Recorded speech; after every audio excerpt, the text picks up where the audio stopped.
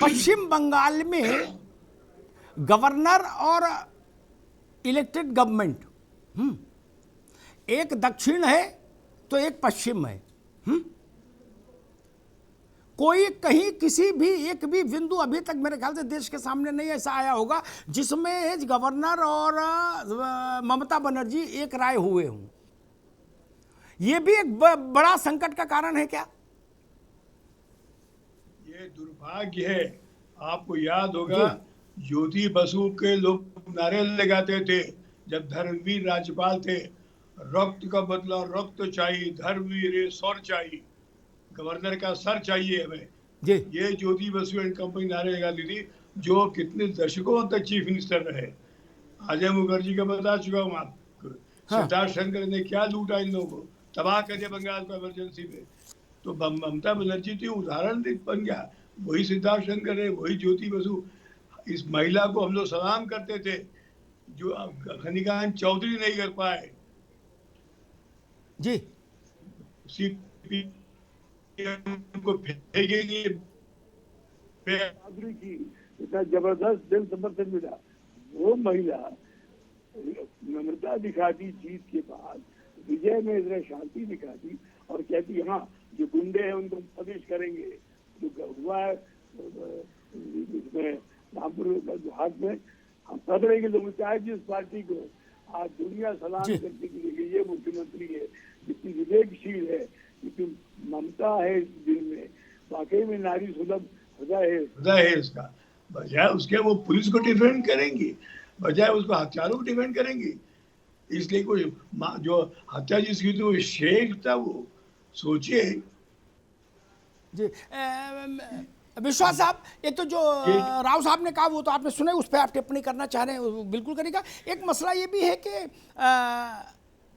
मांग हो रही है कि राज्य पुलिस से हटा के केंद्रीय जांच एजेंसी उसकी जांच करे। आज हाई कोर्ट में भी शायद ये मसला आया था। सीबीआई ने कहा कि अगर कोर्ट आदेश करेगी तो हम जांच करने को तैयार हैं। सीबीआई के ऊपर भरोसा है आपका? मात्र 3% सक्सेस रेट है उनका। 97% केसों में वो फेल होते हैं। खैर जो भी है वो आपका विश्वास हो सकता है, पर हमारे जो बीजेपी के प्रवक्ता है ना, वो बोल रहे थे 2024 में जिन्होंने ममता बनर्जी को प्रधानमंत्री देखना चाहते हैं, ये वगैरह वगैरह। अभी से डरने का जरूरत नहीं है ममता बनर्जी को। 2024 बाकी है, बहुत बहुत बाकी है। 2 साल में बहुत कुछ बदलने वाला है देश में। अब देखते रहिए। अभी से क्यों डर रहे हैं ममता बनर्जी से? 2 साल काफी देरी है भाई साहब। अभी थोड़ा शांति से बैठ के ये 2024 का जो सपना देख रहे हो, सपना बंद कीजिए। और रहा सवाल आपका अमिताभ जी, ये सीबीआई को मामला दे चाहे किसी को भी दे, कोई फर्क नहीं पड़ता। हम इसका उचित विचार देखना चाहते हैं और करके रहेंगे। और सीबीआई पे भरोसा इसलिए नहीं है, इनका सक्सेस रेट सिर्फ 3% है, ओनली 3%। 97% केसों में ये परास्त होते हैं, ये अपना नतीजा दिखा नहीं सकते। ऐसे एजेंसी के ऊपर कैसे भरोसा कर सकते हैं? साहब, लेकिन ये भी सच है, इस देश में हर सनसनीखेज वारदात में पीड़ित पक्ष ये चाहता है कि सीबीआई जांच करे, भले ही उसका 3% रेट सक्सेस रेट रहा हो चाहे 1% रहा हो। लेकिन फिर भी देश में कहीं कोई बवाल होता है, लोग कहते भाई सीबीआई को दो, कहते हैं ना। नहीं, कुछ लोगों का सीबीआई का ये 3% काबिलियत पे भरोसा जरूर है। अरे हम तो कह रहे हैं हर जगह की यही है। कौन किस राज्य में ऐसा है कि आदमी के सीबीआई की जांच नहीं? हम तो जब भी देखते कोई घटना घटती है तुरंत मांग आती है कि जी सीबीआई जांच ऑर्डर की जाए। आप सीबीआई के बारे में गुवाहाटी हाईकोर्ट का टिप्पणी सुने थे? हम गुवाहाटी हाईकोर्ट का बारे में सबकी टिप्पणी है, ठीक है। नहीं सुने थे ना, बस वो भाई प्रेम कुमार जी कैसे भरोसा कर ले? भाई प्रेम कुमार जी, एक मसला ये खड़ा होता है कि राजनीतिक लोग संकुचित दृष्टि रखते हैं, क्योंकि उनके पास उनका मूल जो मोटो है वो वोट का खेल है। ठीक, उनके पास हमेशा एक कैलकुलेटर और कागज और पेन रहता है कि 4 वोट किधर से कम हो सकते हैं और किधर से जुड़ सकते हैं, विरोधी कम कैसे हो सकते हैं, मेरे जुड़ कैसे सकते हैं। वो सारा उनका फोकस वही है, वो उससे दाएं जा सकते ना बाएं जा सकते। समझ में आता है।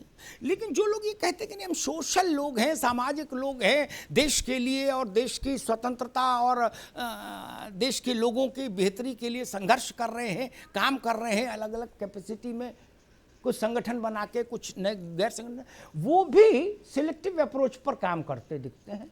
वो भी मौन हो जाते हैं जब उनको लगता है कि मौसम ठीक नहीं, चुप हो जाते हैं जब लगता है मौसम ठीक है तो तुरंत आ जाते हैं। नपना तो एक रखना चाहिए, नहीं नपना एक रखना चाहिए, चाहे गज में नापो, चाहे फुट में, चाहे मीटर में, लेकिन एक रखना चाहिए ना, नहीं जी अमिताभ जी, मैंने पिछली बार भी इस बात को कहा कि घटनाएं जो हैं अलग अलग तरीके से जब घटती है, सबके मतलब, मायने, प्रभाव, इम्पैक्ट सब अलग अलग होते हैं।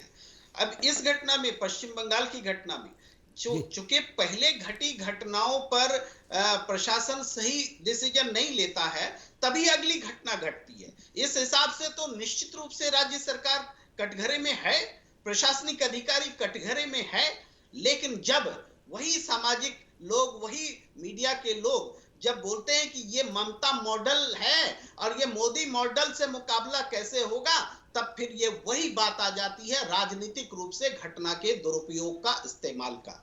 आज हम निश्चित रूप से सवाल खड़े करेंगे ममता बनर्जी से, अगर वो कल्प्रिट के पक्ष में खड़ी नजर आएंगी, अगर वो घटना को दबाने का प्रयास करती नजर आएंगी, तो वह मुद्दा बड़ा हो जाएगा। क्योंकि ये 8 लोगों को जिंदा जलाने का मामला है, छोटा मोटा मामला नहीं है, वाकई बहुत बड़ा मामला है। और जिंदा जलाने की घटना या अनायास नहीं हुई, नहीं हो सकती, तो हमें बहुत बड़ी और बहुत विभत्स घटना है। ठीक बात प्रेम कुमार जी। आनंद दुबे, ऐसी परिस्थितियां जब बने तो राजनीतिक दलों को तो कोई बाध्य नहीं कर सकता, वो अपनी मर्जी से टिप्पणी करेंगे, जहां चुप रहना वहां चुप रहेंगी, स्वाभाविक है। ये अभिव्यक्ति की आजादी के अंतर्गत ये लिबर्टी भी आती है सबके पास। लेकिन जो निर्वाचित सरकारें होती हैं, चाहे वो किसी भी पार्टी की हो या गठबंधन की हो, इंडिविजुअल्स पार्टी की हो, गठबंधन की हो, साझी सरकारें कैसी भी हो, वो जो वोट लेके, संविधान की शपथ लेके जब पद पर बैठते हैं, तो प्रथम दृष्टया उनको तो जिम्मेदारी ओन करनी चाहिए। इतनी बड़ी कोई घटना घट जाए, वो उत्तर प्रदेश में घटे, वो कर्नाटक में घटे, वो बंगाल में घटे, वो सेकुलर है, नॉन सेकुलर है, मोदी मॉडल है, ममता मॉडल है, इससे मेरी सेहत पर कोई फर्क नहीं पड़ता। कोई मॉडल नहीं, देश में कहीं भी अपराध हुआ, निर्वाचित सरकार की जिम्मेदारी होती है, उसको वो जिम्मेदारी ओन करनी चाहिए और उतने सीमा तक शर्मिंदगी भी दिखानी चाहिए कि हाँ हम शर्मिंदा हैं। आनंद दुबे जी बिल्कुल, अगर किसी भी राज्य में कोई घटना घटती है तो वहां की निर्वाचित सरकार उसके लिए जवाबदेह होती है, जिम्मेदार होती है। और कोई भी घटना किसी भी राज्य में हो सकती है, यह बड़ी बात नहीं है। अपराध को पूरी तरह से सभी सरकारें चाहती है कि नियंत्रित किया जाए, उसके बावजूद भी घटनाएं घट जाती है। बात यह है कि घटना घट जाए और उसके बाद उसको सरकारी संरक्षण दिया जाए, और इस तरह के बयान आए। ममता बनर्जी जी ने क्या कहा, आप जो दिखा रहे हैं उसमें मुझे लग रहा है एक लाइन छूट गई है। ममता बनर्जी जी ने यह भी कहा है कि महंगाई से ध्यान हटाने की यह साजिश है। अब बताइए ये कितना शर्मनाक बयान है कि महंगाई से ध्यान हटाने के लिए किसी ने 8 लोगों को जिंदा जला दिया। मतलब ममता बनर्जी जी इस तरह का बयान दे रही हैं, यह बहुत ही शर्मनाक है। और जो बयान दिया उन्होंने कि हाथरस नहीं जाने दिया, यूपी गुजरात की तरह नहीं है और पता नहीं क्या क्या, एक अलग चीज है। लेकिन ये बयान कि 8 लोगों को सिर्फ इसलिए जिंदा जला दिया गया कि महंगाई पर लोगों का ध्यान न जाए, अब इसे आप क्या कहेंगे? और फिर मुझे वो शेर याद आता है कि सिर्फ बातों से जख्मों का रफू चाहते हो, ये सियासत है तो फिर क्या कहे नादानी को। जी ठीक बात है।